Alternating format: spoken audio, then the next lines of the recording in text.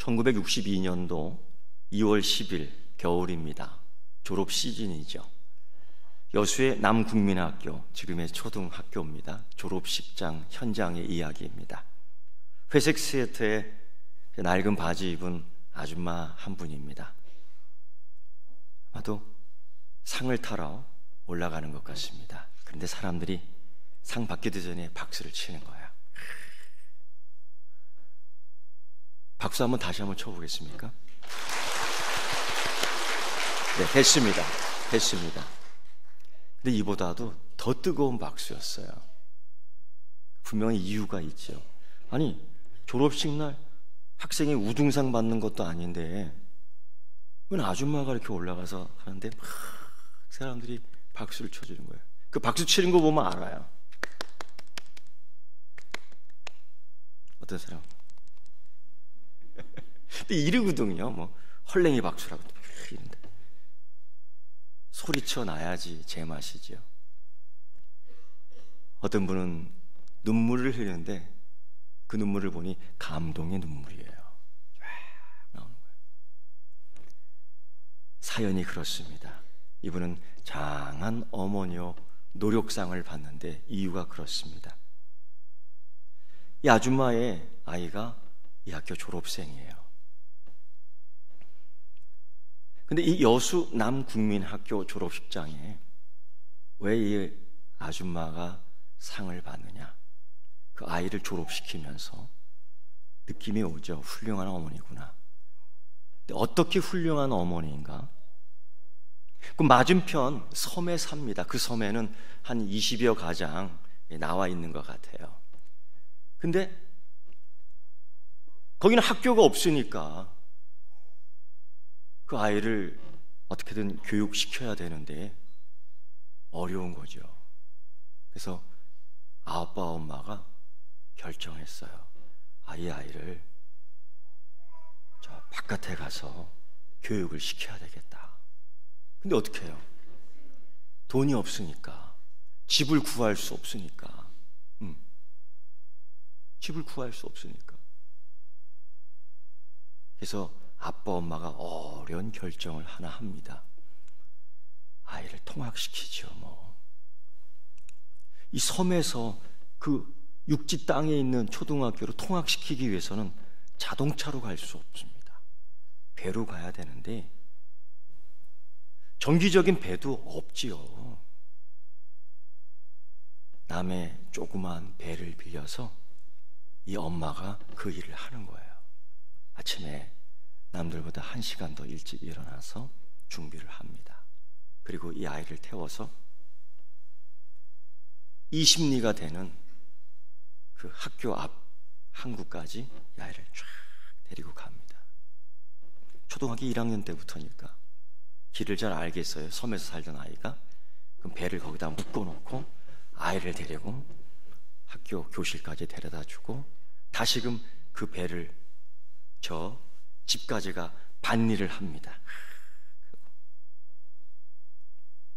그리고 학교 끝날 즈음 되면은 시간 맞춰 또 배를 하고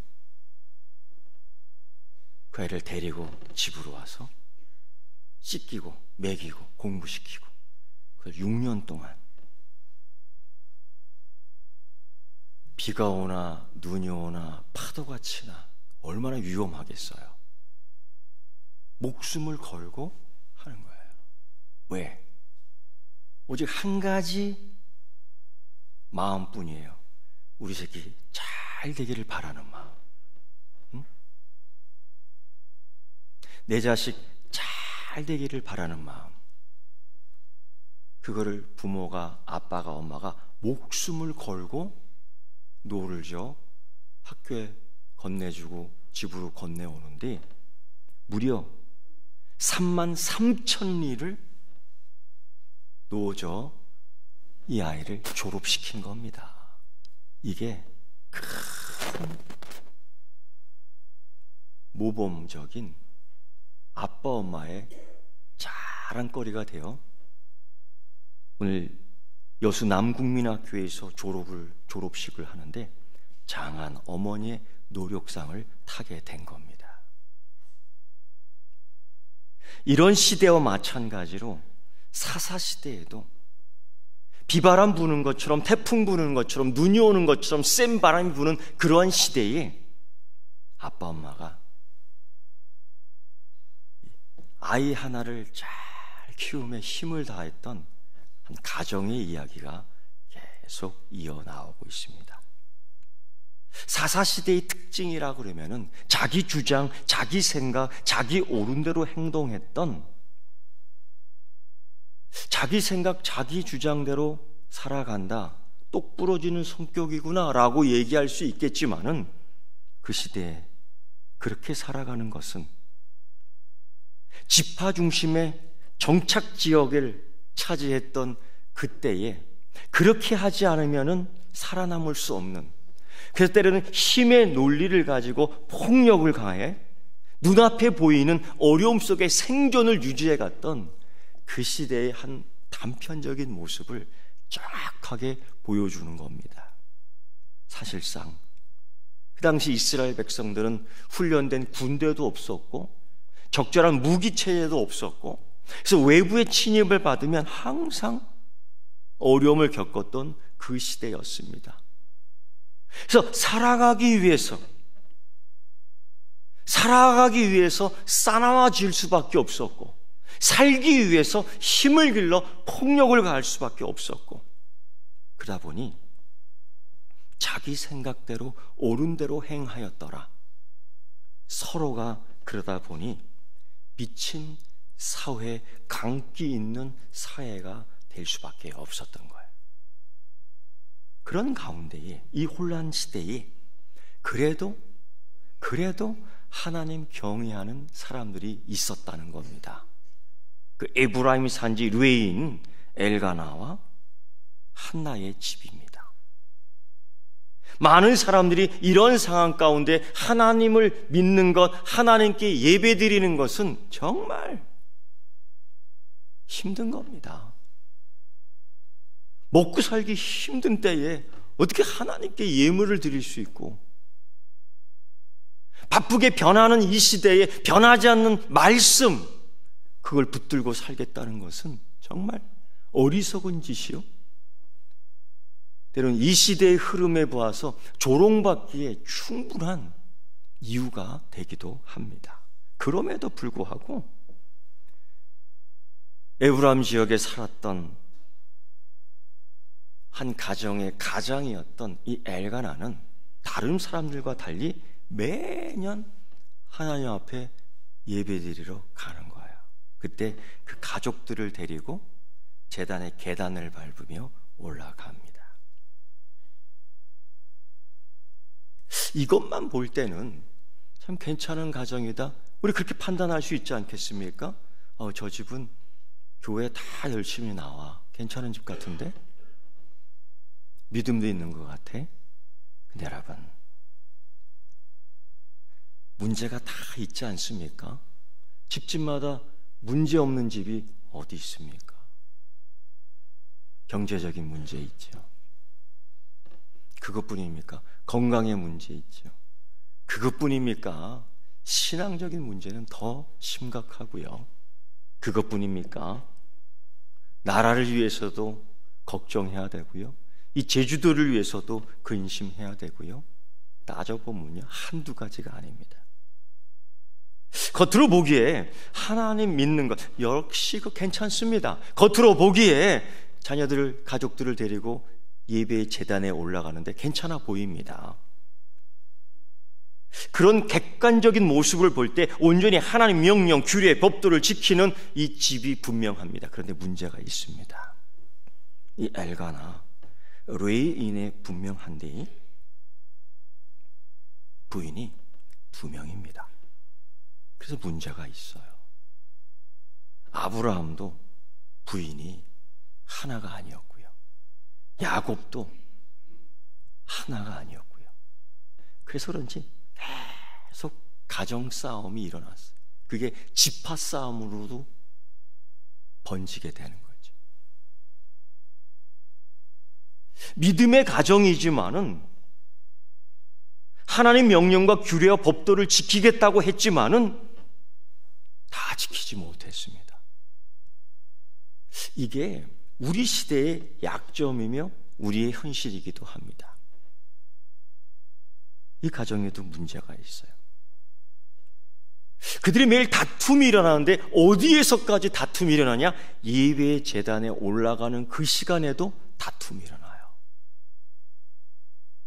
다툼의 대상, 싸우는 자를 보니 그 두 명의 부인이 싸웁니다. 한나와 분인나. 서로 시기하고 질투하는데,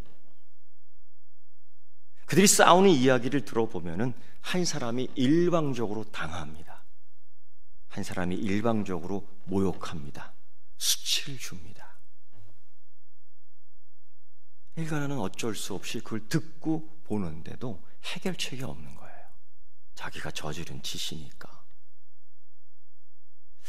하나님 예배의 장소로 올라가지만은 이 집은 항상 그 분쟁의 문제를 갖고 있었습니다. 편하지 않죠. 행복하지 않죠.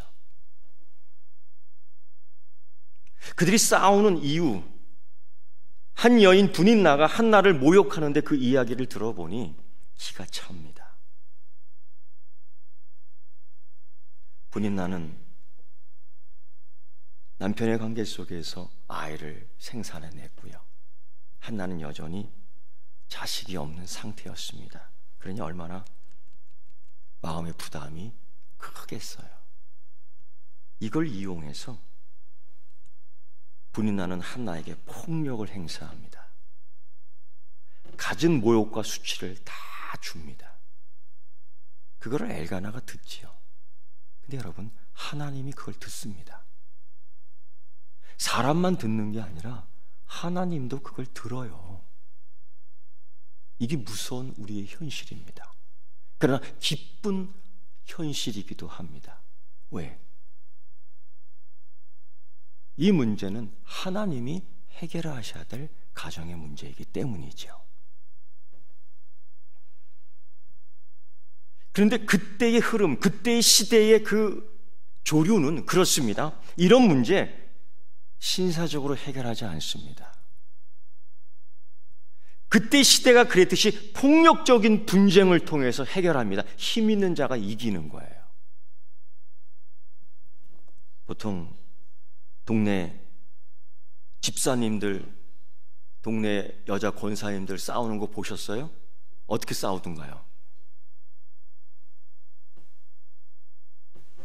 머리채를 꽉 잡고서 한 번, 두 번, 세 번 흔들면은요, 머리칼이 쫙 빠지잖아요. 그럼 눈이 돌아갑니다. 그렇지요? 안 그런 척 하는데요. 예, 우리는 그렇지 않습니다. 우리는 그렇게 싸우지 않아요. 우린 기도해야 하죠. 한나가 그랬어요. 얼마나 수치스럽고 억울하고 토하고 싶고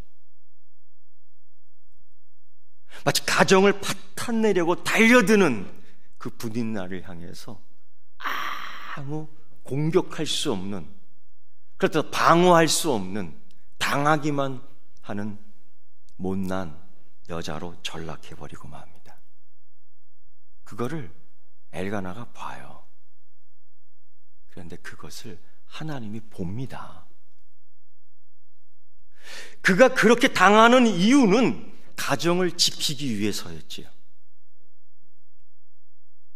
내가 주장할 수 없고 내가 가진 것 없고 내가 내세울 것 없지만은 하나님 주신 이 가정을 어떻게든지 지키려고 그 수치와 그 모욕을 감당하는 거예요. 몸으로 안는 거예요. 그런데 이게 한두 번이죠. 결국 한나는 이 문제를 가지고 제단 앞에 엎드립니다. 그리고 울며 기도하는 거예요. 울며 기도하는데 자기의 상황을, 자기의 괴로움을 하나님께 구하며 눈물을 흘리는데 여기에서의 중요한 것, 원망의 기도냐 탄원의 기도냐. 원망의 기도는 말 그대로 하나님만 원망할 뿐입니다. 하나님 왜 나를 이렇게 만드셨어요? 하나님 왜 나를 이렇게 고생해요? 하나님 왜 나를 이런 처지에 만드셨어요? 이 원망의 기도. 근데 여러분, 탄원의 기도는요, 하나님, 내가 하나님으로부터 은혜를 받아야 되겠습니다. 자기의 처지를 이야기하며 이 문제를 해결함으로 하나님께 영광되도록 내 삶을 인도해 주십시오. 똑같이 억울함을 이야기하지만은 이 형편 속에 하나님의 큰 은혜를 더 받아 이 문제 해결하고 하나님께 영광 돌리길 원합니다. 탄원의 기도를 하는데 얼마나 간절하게 기도를 했는지 옆에서 보고 있던 엘리가 꾸짖습니다. 대낮에 술 먹고 기도하니? 여러분, 얼마나 애간장이 달았고 얼마나 속이 썩을 정도로 고통스러웠으면 술 먹은 여인처럼 기도를 했을까? 아니면 그 시대에 술 먹고 기도하는 사람이 많이 있었던가? 어쨌든 엘가나는 기도하던 한나의 모습을 보고 그렇게 판단한 거예요. 그리고 꾸짖지요. 당장 술 끊고 집에 들어가고 이따위 신앙생활 제대로 하면 바르게 해야지 야단을 맞습니다. 여러분, 아니 이런 상황을 몰라주고 이러한 상황도 모르는 목회자예요. 제사장이요, 선지자예요. 나 상처받았어. 다시는 내가 여기 안 나올 거야. 기도하러 오나 봐. 10명 중 1명이 그럽니다. 10명 중 1명이 그래요. 그런데 이 한나가 엘리 제사장에게도 자기의 이야기를 해요. 아주 상세하게 얘기하는 거죠. 제사장님, 내가 술 취한 게 아니라 이만저만하여 이 상황을 내가 하나님께 아뢰습니다. 그걸 다 들었던 엘리가 코치해 줍니다. 이게 목회자의 코치예요.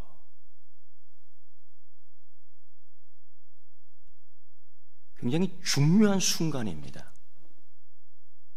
영혼이 떠나갈 수 있고 영혼이 상처받았다고 뒤돌아설 수도 있고 어떤 사람은 그래서 믿음을 버려버리잖아요. 왜 그런지 아세요? 코치를 받지 않기 때문에 그래요. 목양적 지도를 받지 않기 때문에 그래요. 다 그렇지 않습니까? 나도 알 만큼 아는데 뭐, 나도 이만큼 교회 생활했는데 뭐. 서로가 주고받는 코치는 할 수 있지만은 목양적 코치, 한나가 그걸 들어요. 어떻게 듣느냐? 그래, 너에게 하나님의 은혜가 더하기를 바라고 집으로 돌아가라. 가정을 지키라는 거죠. 그 싸움이 있지만은 집 나가지 말고, 싸움이 있지만 폭력으로 해결하지 말고, 네가 이 아픔을 가지고 이 제단에 와 기도했으니 하나님의 은혜가 너에게 있기를 축복하노라 하고 집으로 보내는데, 이 여인이 아멘 하고 그 제사장의 코치를 받고 가정으로 돌아갑니다. 이때 그 집에서 하나님의 은혜를 받아요. 성전에 올라가서 은혜를 받는 게 아니라 제사장의 코치를 받고 목회자의 코치를 받고 가정으로 돌아간 엘가나와 한나에게 하나님이 은혜를 주시더라라는 거죠. 그리고 아이를 생산해냅니다. 너무 기쁜 거죠. 이 아이 하나를 생산해냄으로써 모든 수치를 잊어버릴 수 있고 모든 모욕들을 다 과거의 것으로, 이젠 기쁨으로 일었을 수 있었던 한나. 그런데 여기서 그치지 않고 하나는 다시금 출생한 하나님의 은혜를 받은 이 산 증거를 가지고 엘리 제사장, 그때 코치해 주었던 그 제사장에게 가서 코치를 받습니다. 이 아이입니다. 그때 내가 술 먹은 여인이라고 오해했지 않습니까? 엘리도 보면 약점이 있어요. 그걸 잘 못 봅니다. 눈치가 코치예요. 없습니다.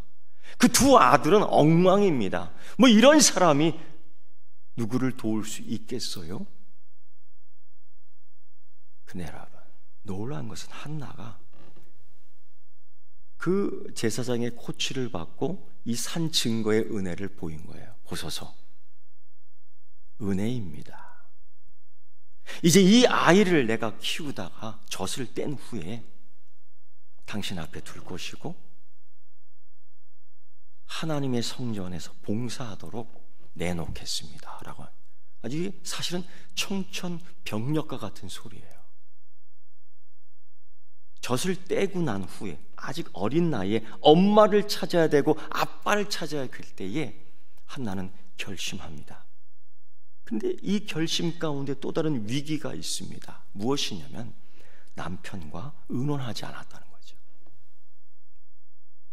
하나님 앞에서 서원했지만은 남편 엘가나의 허락, 참여 없이는 그의 소원은 하나님 앞에 드려지지 않아요. 오히려 이 발언이 매우 수치스러운 발언이 될 수 있고, 오히려 이 소원이 그 남편이 동참해주지 않는다는 전제 속에서는 하나님의 영광을 가릴 수도 있는 위기입니다. 그리고 난 후에 남편과 의논을 하고 이야기를 하죠. 내가 이 아이를 이렇게 하기로 했습니다. 엘가나가 남편이 사무엘의 아빠가 그 얘기를 다 듣고 허락을 해요. 이유가 뭘까요? 여러분, 모든 생명의 출생은 하나님께서 주관하신다는 것을 엘가나는 알고 있었어요. 그러니까 아는 것만큼 실천하는 거죠. 물론 아는 것만큼 실천하지 못할 때도 있습니다. 그러나 하나님께서 한나에게, 아니 나에게, 우리에게 이러한 은혜를 허락한 결과이기에 우리가 이 행복을, 이 기쁨을 같이 누릴 수 있는 거예요. 그래서 한나의 소원을 무시하지 않고 적극적으로, 전폭적으로 지원하고 동의하며 그날까지 이 아이 사무엘을 열심히 양육합니다. 남편 엘가나와 아내 한나, 이들 신앙의 가정 속에서 하나님 앞에 선을 행하며 아름답게, 멋있게, 믿음 있게, 용기 있게 이 아이를 자라게끔 합니다. 그리고 매년 실로에 올라가 하나님 앞에 예배를 드릴 때마다 이 아이에게 다짐을 시키고 이 아이에게 신앙의 훈련을 하고 이 아이의 옷을 가르쳐 입히게 하고. 그래서 성경은 이렇게 증거합니다. 사사시대의 말기는 정치적으로, 종교적으로, 문화적으로, 경제적으로 다 혼란한 시대였습니다. 그러나 사무엘의 아버지 엘가나는, 사무엘의 엄마 한나는 자기 소견에 옳은 대로 행동한 사람이 아니었고 하나님을 경외하며 하나님 앞에 경건한 사람이었다라고 증거를 합니다. 거기에서 사무엘이 나오는 거예요. 사무엘이 어느 날 갑자기 등장해서 하나님의 사역을 맡은 게 아닙니다. 갑자기 성령 충만케 해서 주의 일을 한 것이 아니라 사무엘은 어린 잉태부터 어린 아이로 자라기까지 그 아빠와 엄마가 신앙으로 잘 자라게 했던 것입니다. 그래서 이 혼란의 시대에 이 사무엘은 보석과 같은 사람이 되었던 것입니다. 여러분, 가끔 우리 목회자, 교육자들끼리 회의를 하고 때로는 세미나에 하나의 교육 지제, 신앙 교육을 가지고 많은 회의를 하며 조금은 한계에 부닥친다고 할까요? 답답할 때가 있다고 할까요? 그런 주제들이 있습니다. 한 가지 예를 들면 교회 교육과 가정의 신앙 교육이 바톤을 터치해서 이루어지지 못하고 있다는 거예요. 교회 교육은 현실적으로 한 주간 가운데에 1시간 정도입니다. 여름 성경학교를 제외하고는 거의 다 그렇죠. 그것은 가정생활 속에서 이 아이들이 자라나는 거예요. 그러면 교회 교육 시간보다 가정 교육 시간이 더 많습니다. 절대적으로 영향을 받는다는 것은 교회 교육이 아니라 가정 교육이에요. 교회 교육은 씨를 뿌리는 것뿐입니다. 어떨 때는 울며 씨를 뿌리기도 하지요. 30배, 60배, 100배의 보장이 사실은 없습니다. 어떨 때는 바람에 날려가기도 하고요. 어떨 때는 싹보다 더 많이, 더 일찍 피는 가시 때문에 찢겨나가는 새싹들도 있습니다. 그런 현실을 보고 또 하나는 바톤 터치가 안 되는 가정교육 때문에 열매 맺지 못하는 부분이 상당히 많다는 거예요.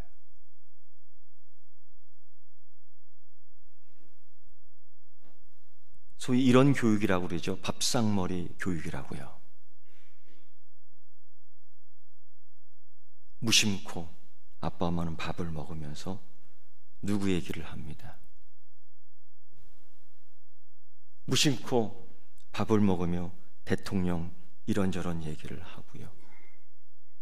무심코 밥을 먹으면서 옆집 사는 아줌마 아저씨 이야기를 할 때도 있습니다. 이때 조심해야죠. 아이가 듣고 보고 배우고 따라합니다.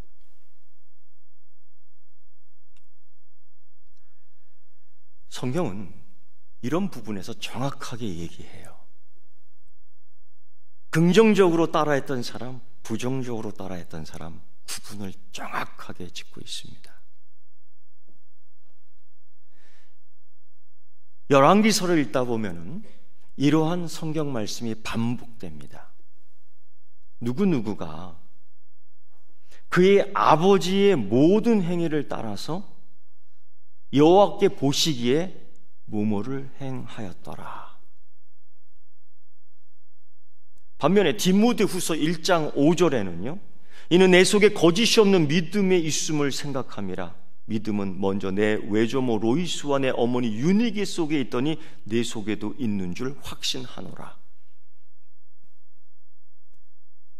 아버지의 성격을 아들이 닮아가고 아버지의 행동 습성을 아들이 배워갑니다.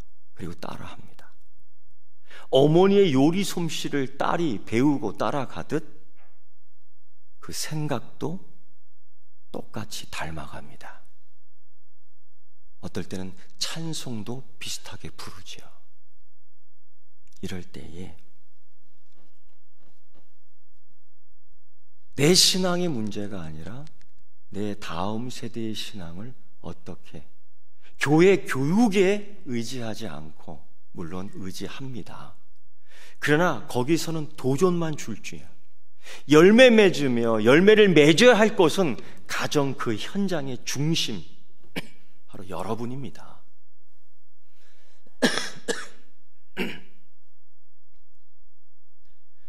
열왕기하 24장 9절 말씀 보면 여호와 기니 그의 아버지의 모든 행위를 따라서 여호와께 보시기에 악을 행하였더라. 또는 믿음의 아버지를 따라 믿음을 따라 선을 행하였더라. 여러분, 자녀의 성공은 여러분의 손에 있습니다.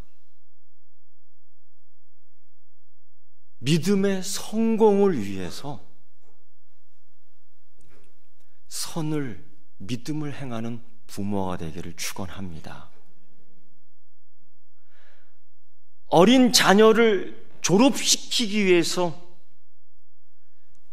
수천 길을 노저었던 그 어머니보다도 더 힘써야 될 부모가 우리인 줄 믿습니다.